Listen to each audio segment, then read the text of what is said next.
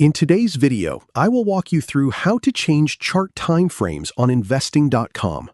Whether you are day trading short-term momentum or analyzing macro trends over several years, adjusting your chart's timeframe is essential. Investing.com features robust interactive charts that let you zoom in to the minute or zoom out across decades. First, navigate to any asset page on investing.com, whether it is a cryptocurrency, stock, or currency pair, and click on the interactive chart to open the full screen view.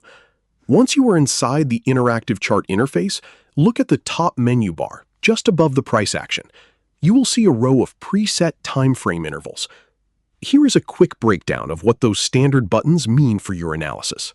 Intraday intervals, 1M, 5M, 15M, 1H.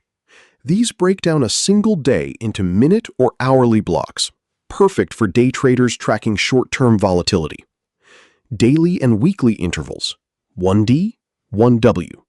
These show one candle or data point per day or week, ideal for swing traders and intermediate trend followers. Long-term intervals, 1M.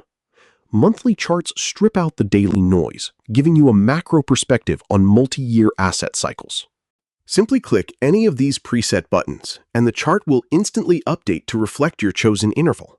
Clicking the range selectors like 1Y, 5Y, or Max automatically compresses or expands the historical data.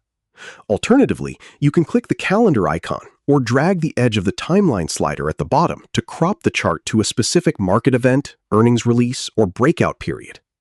If the standard presets don't cover the exact period you want to inspect, you can use the Custom Date Range tool located at the bottom of the chart window. This gives you total control over how much historical data you are evaluating at any given moment. And that's it.